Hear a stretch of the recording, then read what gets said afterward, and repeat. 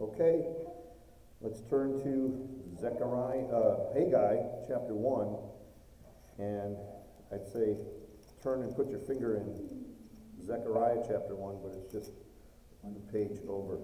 I got to repeat what I said before so it gets out on this, that every time I look at the book of Haggai, it reminds me of my neighbor, Mel, because every time he sees me, he says, "Hey, guy." So, just in case Mel might tune in and watch tonight. After the revival of Josiah, we talked about that a couple of weeks back, the people of God drifted back into their sin and apostasy and the wickedness of the reign of Manasseh.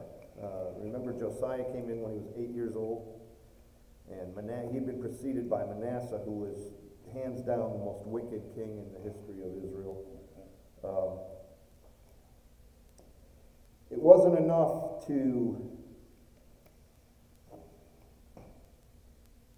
forego the judgment that was coming. It stalled it. It put it off a little bit, but God's judgment was not averted. It came.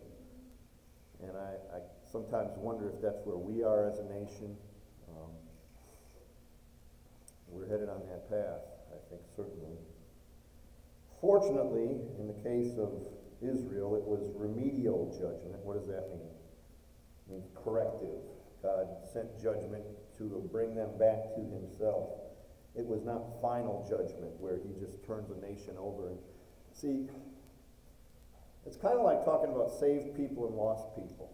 You know, Israel was God's covenant people. They had a covenant with God.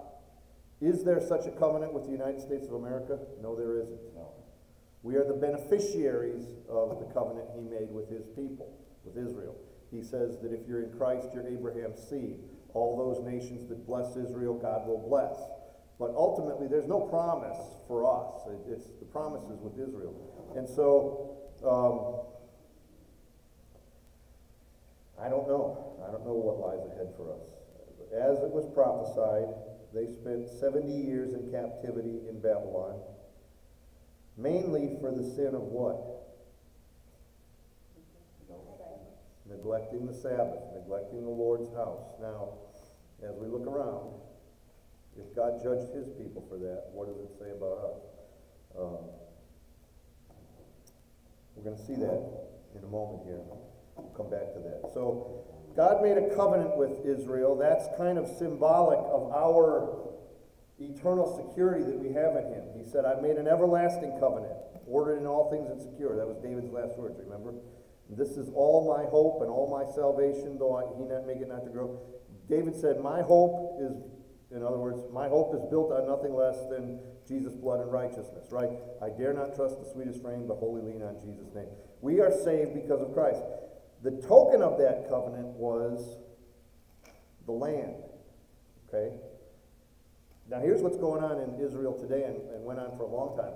A lot of Jews look at the land as the be-all and end-all. God gave us this land. No, that's not it.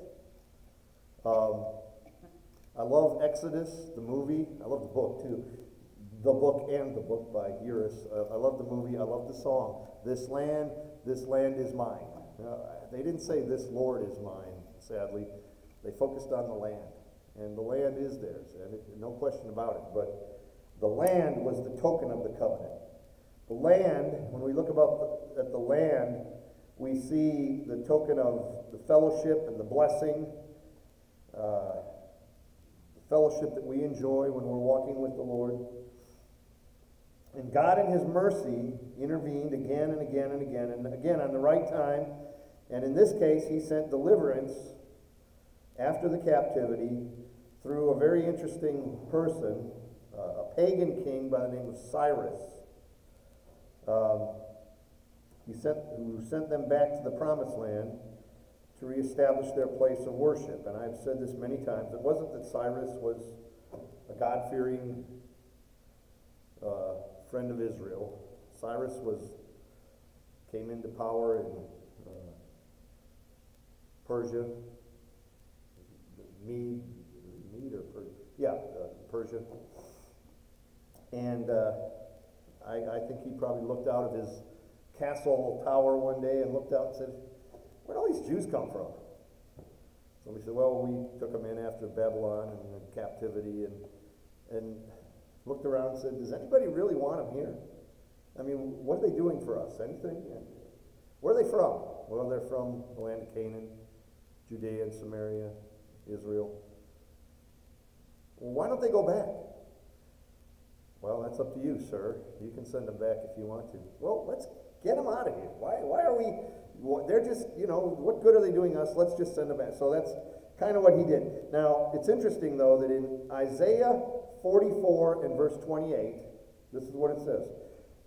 Who says of Cyrus, his name is mentioned, he is my shepherd, and he shall perform all my pleasure, saying to Jerusalem, you shall be built, and to the temple your foundation shall be laid.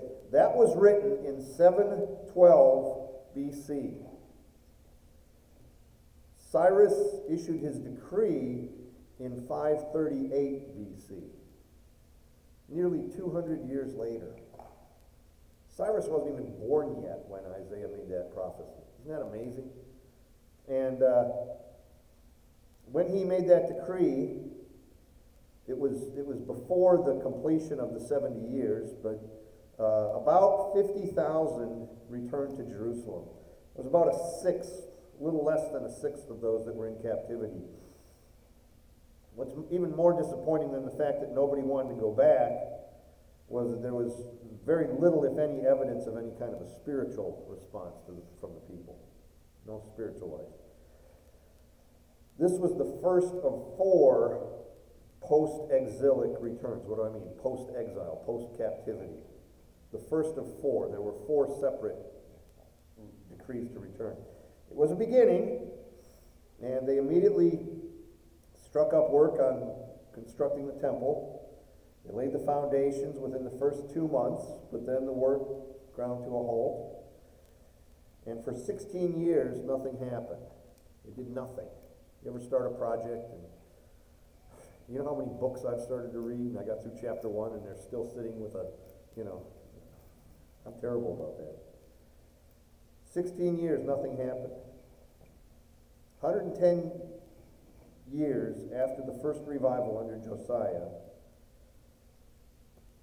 there were 3 years, by the way, just to put this in perspective, from the revival under Hezekiah, we looked at that one, remember? And then the revival under Josiah, there were 3 years. It's been 101 years since the revival under Josiah that Haggai and Zechariah come on the scene. And here in the midst of this, Haggai and Zechariah just suddenly, there's that word again, appear on the scene. Now let me give you a little background.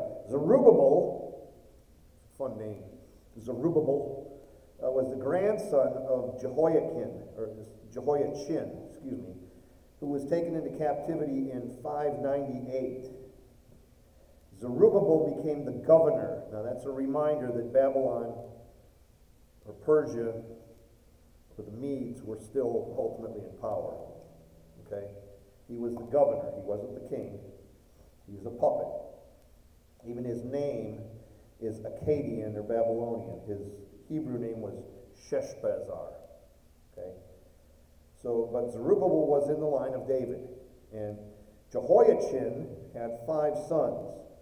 We know that because there was a tablet found in what's called the Ishtar Gate of Babylon.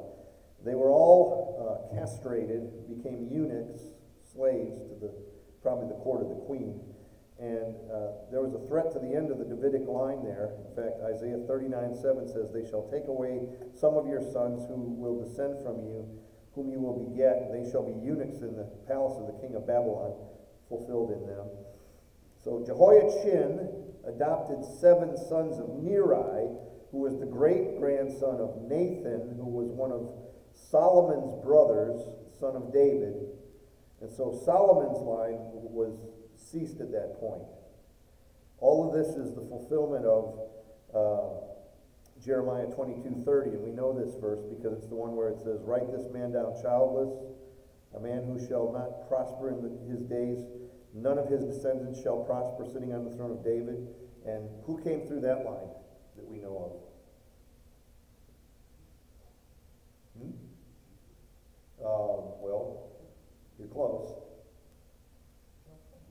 your sons will sit on my throne. Whose line was that? Joseph's line. Yes. So how was it fulfilled? Because Jesus was not the son of Joseph. He was the son of God, right? Through Mary. Mary's line came down through David, right? So all of this fits together. You got to know that. So suddenly, there it is, 520 BC, suddenly, kind of like Elijah just appears, 1 Kings chapter 17. Now Elijah the Tishbite, you know, where did he come from? From Tishba. We don't know anything. He's not, there's no, and now I want to introduce you to a really interesting character who's going to do great things. I'll tell you all about him, and here's what he did. His name is Elijah. No, there's none of that. It's just Elijah the Tishbite appears. Okay? Same thing here. Haggai and Zechariah just kind of appear on the scene in the midst of all of this. At the end of the season of summer fruits. Now here's a really interesting thing. I need to share this with you. Harvest time was over. Jeremiah 8:20, harvest is past, summer is over, and we're not saved. By the way, the Hebrew word for summer, kayis, sounds like the word for end, kayes. Interesting. So there's a little word play there. I read this week. It just stunned me. Now, I got to back this up and say, here's where I try my best to follow what the Lord leads me to do. But I think I may have made a mistake last week. Because, and we've talked about this, in 2 weeks, I was planning to be gone on Sunday morning and back on Sunday night. So I had to fit an extra message in because I was going to run out of messages in this series. Okay? Next week was going to be the last one. Well, it just so happened, so I said, well, we preached on it's time to seek the Lord. So I had another sermon that I had preached many times from Hosea, it's time to seek the Lord. So I threw that one in last week. Remember that? I hope you remember what I preached last week. If not, just say yes and make me feel good. So it was a great sermon, wasn't it? Yes. Yes, thank you. Sure. What was it about? No, never mind. Revival. Yeah. So, yes, break up at the cellar. Thank you. Somebody was paying attention. So I moved it forward. In other words, this is the message that would have been preached last week had I not adjusted things for the week. Now, it turned out, in God's providence, that I'm going to be gone that night, and I'm going to be here in the morning. So Ed's going to be here the night. That's the day I had to switch things. So I should have stuck with this message for last week. Okay? By the way, what was the date last Sunday night?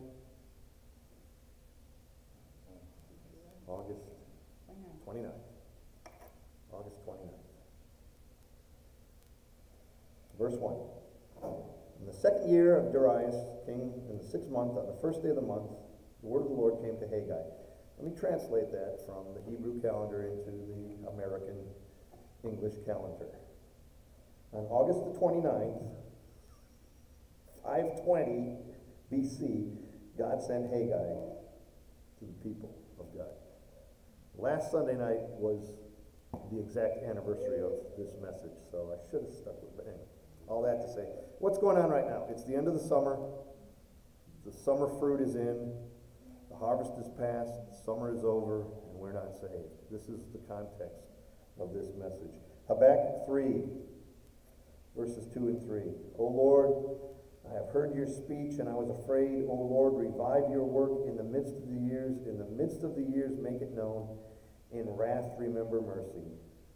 God came from Teman, the Holy One from Mount Paran. That's a reference to what happens here. Out of nowhere, God came. Revival broke out. Let me give you 5 things. Last was real short. 4 and a half things. I'll start with P. Number 1, procrastination. Procrastination, verses 1 and 2.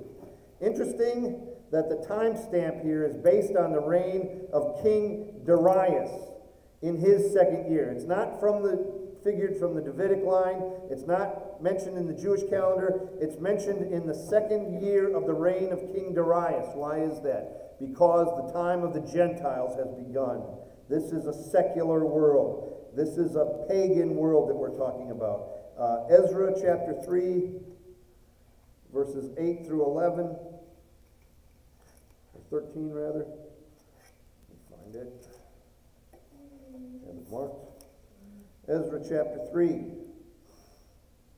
In the 2nd month, of the 2nd year of their coming to the house of God at Jerusalem, Zerubabbel, the son of Shealtiel, Jeshua, the son of Jozadak, and the rest of the brethren and the priests and the Levites, and all those who had come out of the captivity to Jerusalem, began the work and appointed Levites for 20 years old and above to oversee the work of the house of the Lord. Then Jeshua with his sons and his brothers Kadmiel and his sons and the sons of Judah arose as one to oversee the working of the house of God, the sons of Henadad and the sons of their brethren, the Levites. When the builders laid the foundation of the temple of the Lord, the priests stood in their apparel with trumpets, the Levites, the sons of Asaph, with cymbals, to praise the Lord according to the ordinance of David, king of Israel. They sang responsively, praising and giving thanks to the Lord, for he is good, for his mercy endures forever towards Israel. And all the people shouted with a great shout, and they praised the Lord because the foundation of the house of God was laid. And all the priests and the Levites and the heads of the fathers' houses and the men who had seen the first temple wept with a loud voice when the foundation of the temple was laid before their eyes. Many shouted for joy, so that the people could not discern the noise of the shout for joy, the noise of the weeping of the people, for the people shouted with a loud shout, and the sound was heard afar off. That's what's going on. Foundation's laid. It all begins on the 29th of August, 520 BC. And the work began, but then there was opposition, and Darius responds and says, all right, stop the building. Now Cyrus is out. Darius, the king, is back in. He says, stop the building. Haggai, Zechariah, Zerubabbel write back. They say, Lord, you promised. So Darius orders the work to be continued, and by the way, now guess what? He's going to pay for it. He says, get it done. Here's some money to help you. It's great how that works. Amazing how God removes all of our excuses. We don't have enough money to finish this project. Well, now you do. We don't have time to finish this. Well, now you do. How many people last year said, I don't have time to have a quiet time every day? Well, now you do. You don't get to go to work. You don't get to go out. You don't get to, you got plenty of time. So chapter 1 and verse 2, the Lord of hosts says, this people, notice that, this people say, the time has not come, the time for the Lord's house to be built. This people. You know what that is? Julie? You know what your daughter did today?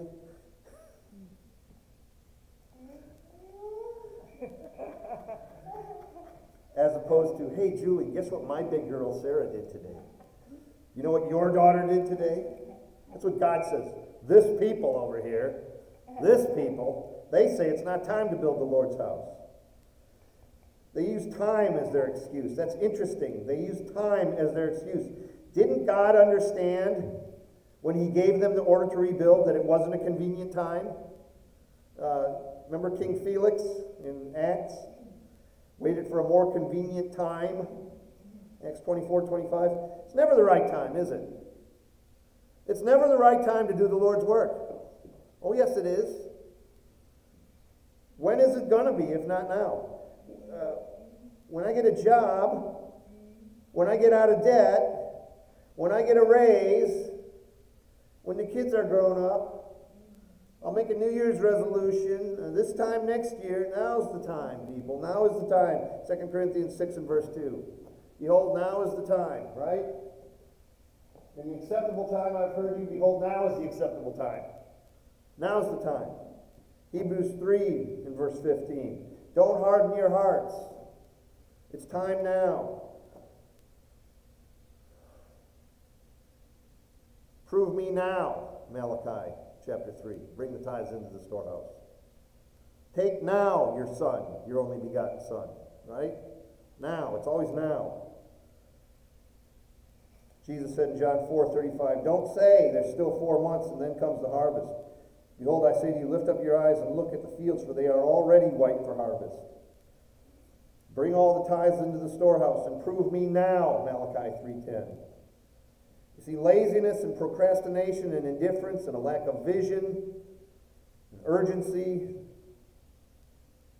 Look, the materials had been supplied. The decree was given, but nothing happened for 16 years. 16 years. By the way, we are the temple of the Holy Spirit. We are the Lord's house. A house not made with hands. What do we need to do in our own lives that we've been putting off? When's it going to happen? When's it going to happen? Number 2, let's talk about priorities. Verse 4. It's time for you yourselves to dwell in paneled houses while this house is desolate. We've always got time to do what we want to do. We've always got resources to do what we want to do. Matthew chapter 6 and 33. Seek ye first the kingdom of God and his righteousness. All these things will be added unto you. You see, we are self-centered people. How is it you live in a paneled house? Well, the Lord's house is in ruin. Spared no expense for themselves. How is it? We always have time, money, energy to do what we want to do, but not God's purpose and plan.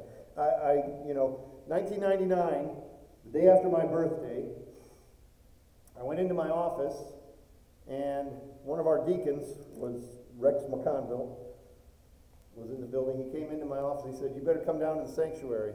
I said, "Why? What's going on?" He said, "Come on." We went down, and guess what? The ceiling in the sanctuary was hanging down. It had collapsed the night before. March the 7th. So what do we have to do?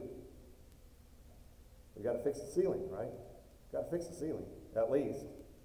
Well, we talked about it. We said we need to remodel the whole sanctuary. It's time. I mean, thank you, Lord. The sanctuary is a pathetic eyesore. It was dated. It was dirty. It was dark. It was ugly, terrible. Let's fix this thing and fix it right. Let's get it done. So we did.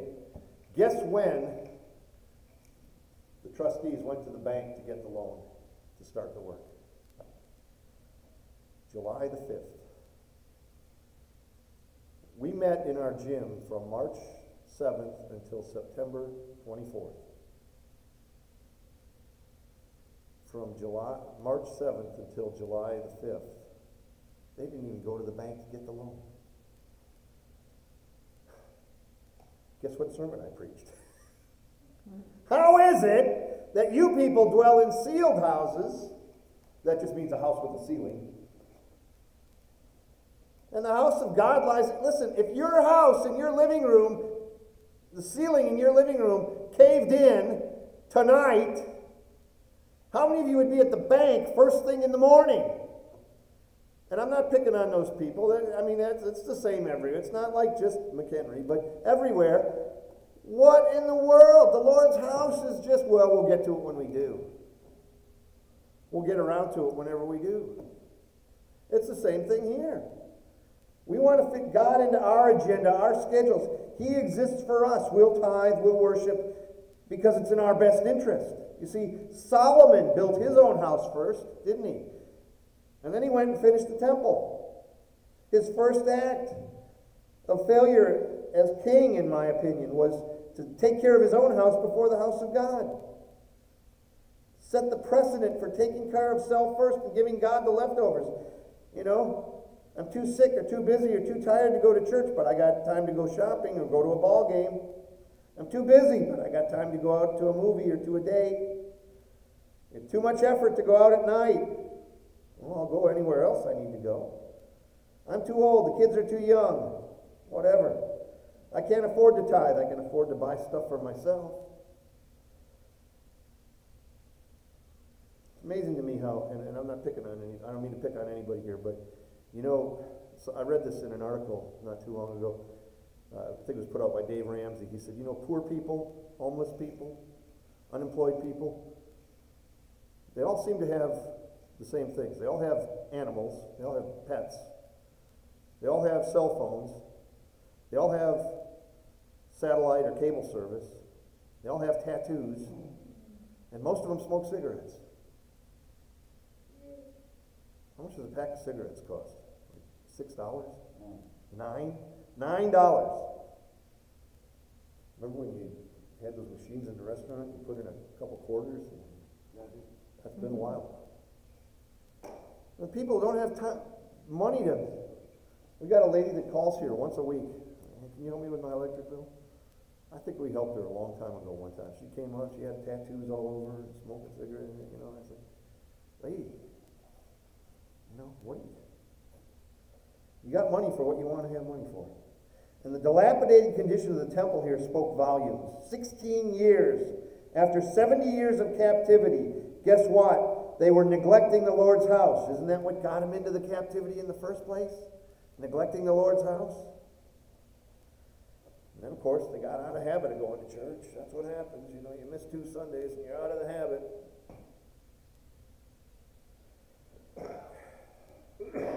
So I asked the question, what do you want your church to be when it's not a church anymore? What do you think this place would be if it wasn't a church anymore? I've probably told you this, I played for a while. I played with several orchestras when we lived in Milwaukee, but I got called one year to play with Sheboygan Symphony Orchestra, my hometown, Sheboygan, Wisconsin. Later on, come in my office and you look on my computer and see the church building. My dad was the pastor of the First Baptist Church. It was 150 years old, almost, when we lived there. Beautiful, beautiful church building. Just like you put on a Christmas card. It's where I got saved. It's where I went to Sunday school. I went to Vacation Bible School.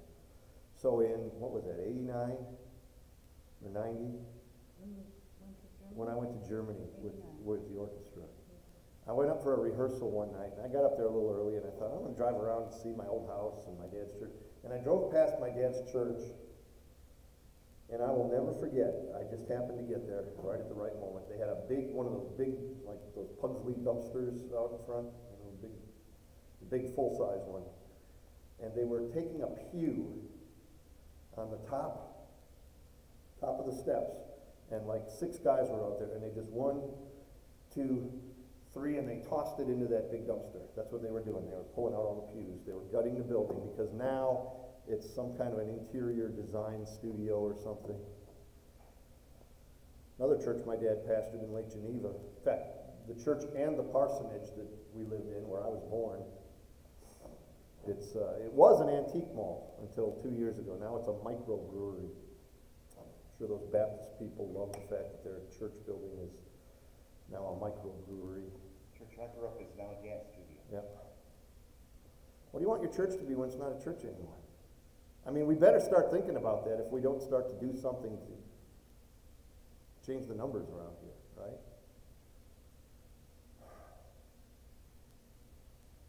It doesn't give me any joy to say that, can you believe it? The temple was in ruin. By the way, the word for ruin is Horeb. Horeb means a dry desert, a desolate place. It's the other name for Mount Sinai, by the way. So look at verse 9. He says, you looked for much, and indeed it came to little, and when you brought it home, I blew it away, because my house is in ruin, my house is in Horeb. And then verse 11, he says, I called for a Horeb. It's translated a drought in my Bible. You let my house go to ruin, I'll let you be in ruin, God says. That's not fair. No, it seems to me that's perfectly fair. He says in verse 5 and again in verse 7, consider your ways. I've heard my dad say that to me a few times when I was growing up. You better sit down and consider your ways. You better sit down and consider your ways. Lamentations 3 and verse 4, he says, let each search out and examine our ways and turn back to the Lord. It's time to evaluate where we set our priorities and where those priorities have gotten them. There's a definite connection between the moral and spiritual condition of the people and the economic conditions of the nation. Did you hear me? There is always a definite connection between the moral and spiritual conditions of the people of God and the economic conditions of the nation. See, that's the lie of the social or the fiscal conservative. Oh, I believe in small government, low taxes, and a strong economy, but I don't care about things like abortion and moral issues. Those are personal issues. We don't need to go there. Really? No. No. There's always a connection. It goes all the way back to the Garden of Eden, where God cursed the ground because of the sins of Adam and Eve, remember? It's time to renew the work. It's time to renew the work and reset priorities in light of the promises of God. Romans 8 verses 19 through 22, says, all creation groans, waiting for the coming of the Lord, the consummation. Number 3, the pleasure of God. Look at verse 8. He says, go up to the mountain and bring wood and build my temple, that I may take pleasure in it. God says, I want to take pleasure in my house. Do we seek to please God in all that we do? He says, go up into the mountain, into the world, into the nations, and bring in the wood and the raw materials. Now notice, 16 years earlier, God had provided timber for the work of the temple through King Cyrus. King Cyrus said, go back and build your temple. Here, take this along. Here's a certificate. You go get all the temple, the timber you need. I know the guy that owns the Lowe's up there in Jerusalem. No, he said his friend, what it was his friend was the king over the area where the forests were. He said, go give it to him and you get the timber that you need and you build the temple. It's on me. I'm paying for it. Build yourself a temple. They gathered the materials from all of David's sources. 2 Chronicles 2 and verse 3, Solomon sent word to Hiram, the king of Tyre, saying, as you dealt with David my father and sent him cedars to build the house to dwell in, so do for me. God always provides for his work to be done. What have we received? What's been entrusted to us? What kind of stewards have we been? All they had needed was provided. What happened to it? Well, what happens to timber when you let it sit around and rot for 16 years? Or maybe this. They all lived in sealed houses. That means houses with paneled ceilings, wood paneled ceilings. Wonder where they got the wood to put the ceilings in their houses. Just saying. They had a big pile of it waiting to be used in the temple, and now apparently it's gone, and yet everybody in town has a ceiling in their house made out of those cedar wood. Just saying. Where did it go? See, the cost was devastating.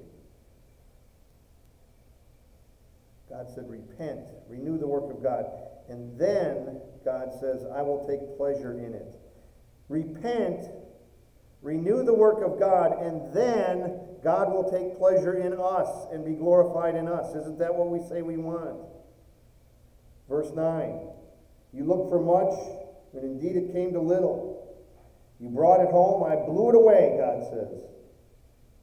Why? Why would God do that? Because my house is in ruin.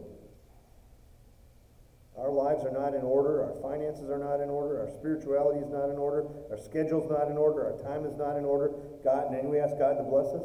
Verse 10, therefore the heavens above withhold the dew and the earth withholds the fruit. Now we're back to when I call for a drought on the land and I withhold the dew from heaven, what comes next?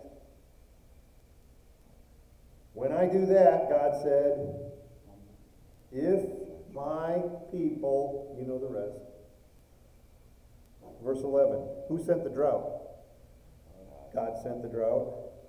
Verse 11, I called for a drought on your land. Who sent the hurricane that hit New York this week?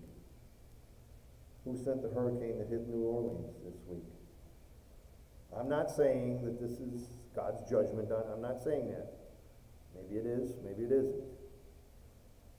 I'm just saying, there's only one person who can make a hurricane, who can steer it where it's going to hit.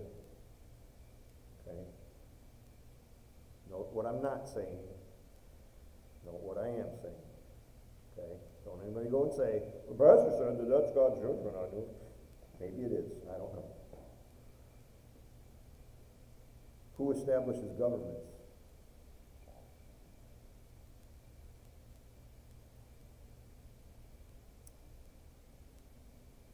Same God who gave us Trump gave us Biden. Same God who gave us Reagan gave us Clinton. See, God gives us space to repent. And when we do, he blesses us. And when we don't, you get what you ask for. How many times have you heard me say the greatest judgment God gives is when he gives us what we want? Number 4, the presence of God. Look at verses 12, 13, 14, 15. How can we renew the work of God? Well, we can stop procrastinating, we can stop putting it off. A year ago, we talked about starting a new kids club, and then COVID came, and we didn't do it.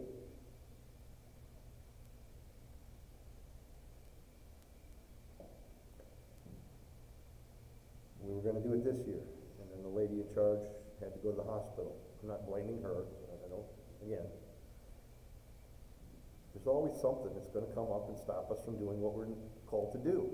We got to just make a choice and do it. Right? Is there no hope of comfort in the Word of God other than the repeated emphasis on coming clean and confessing to God what we've done? No.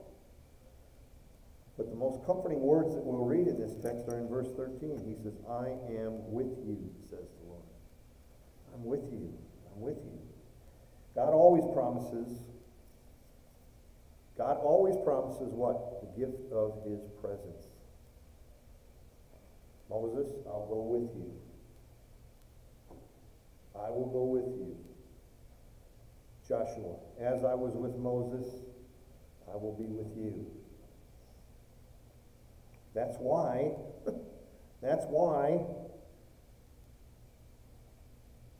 Gideon asked, is the Lord with us? If the Lord's with us, then why is all this stuff happening? 2 Corinthians 6 and verse 16. You are the temple of the living God. As God said, I will dwell in them and walk among them. I will be their God. They'll be my people. See, that's all that matters. Do you see that that's all that matters is God here or not? If God's not here, there's no point in us having a church. If God's not in it. Moses said it. He said, if your presence doesn't go with us, don't even bother to bring us up. We're not going. We're not going. If you're not going with us, we're not going. Just thinking of that Phil Collins song. We had a love, but something happened on the way to heaven. And the chorus says, you can run and you can hide, but I'm not going if you're not going with me. It's a great song. It's a secular song. It's got nothing to do with God, but it says it all. It says it all. So here it is. 520 BC. Here's another song. September 21st. Do you remember the 21st night of September? It's all pop hits tonight. Huh? All oldies all the time. The people came together to renew the work of God that had been neglected since 536. 16 years. 16 years. So God sent Zechariah in November of that year with one of the strongest and most intensely spiritual calls to repentance ever found in the Old Testament. So says Dr. Walter Kaiser. Zechariah chapter 1. Turn over there. I'm almost done. In the 8th month, the 2nd year of Darius, the word of the Lord came to Zechariah, the son of Berechiah, the son of Iddo, the prophet, saying, the Lord has been very angry with your fathers. Therefore say to them, thus says the Lord of hosts, return to me. Return to me. Have you heard that before? Says the Lord of hosts. I will return to you. Folks, it's that simple. Return to me, and I will return to you. Return to me, and I will return to you. Says the Lord of hosts. I will return to you. Do not be like your fathers, to whom the former prophets preached, saying, thus says the Lord of hosts, turn now from your evil ways and your evil deeds. But they didn't hear nor heed me, says the Lord. Your fathers, where are they? The prophets, do they live forever? Yet surely my words and my statutes, which I command you by my servants the prophets, did they not overtake your fathers? So they returned and said, just as the Lord of hosts determined to do to us, according to your ways and according to our deeds, so has he dealt with us. They came back and they said, you know, all that happened, we had it coming. We deserved it. They repented. They returned to God. And what's the promise of God? Chapter 1 and verse 3. Underline it, circle it, highlight it. Return to me, and I will return to you. Malachi 3:7. Return to me, and I will return to you. 2 Chronicles 7:14. If my people who are called by my name shall humble themselves and pray and seek my face, and it says turn from their wicked ways, but it's the same word. Return to me from their wicked ways. I will hear from heaven, forgive their sins, heal their land, and I will be listening for the prayers that are going to come up from this temple that you've built, which is to be a house of prayer. Verse 10.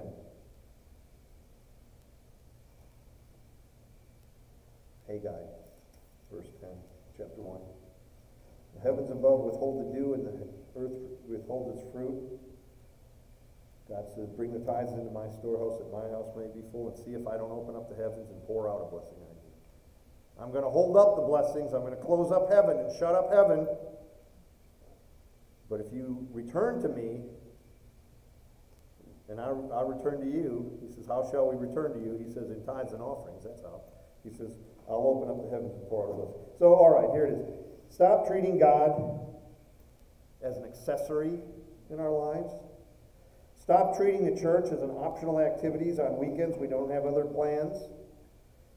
Quit giving God the scraps of our time and our energy. Want to heal the problems of the world? Repent, return to God. Set our priorities right. The time is now to seek the Lord, to cry out to him for revival. I read a story about a little boy who had 10 apples. Father told him he's supposed to tithe. He said that means one of those apples belongs to God. So he ate 9 of the apples, and then he looked at the last one, and somehow it just looked better than all the rest. It looked so shiny and red and sweet. So he did what most people do. He ate the apple and gave the core to the Lord. You got to quit.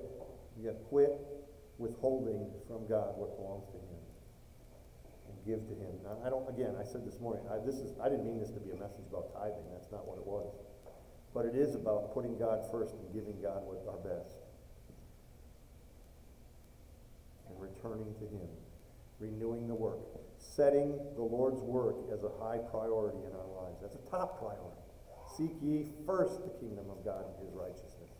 All these other things will be added unto you. Father, give us grace tonight to hear this word, to receive it as from you, to respond to you in obedience. Father, help us each day to say it and mean it. Oh, Jesus, Lord and Savior, I give myself to thee. Thou in thine atonement didst give thyself for me. You gave us your life and your all. I own no other master. My heart shall be thy throne. My life I give from this moment henceforth to live. O Christ, for thee alone. Amen.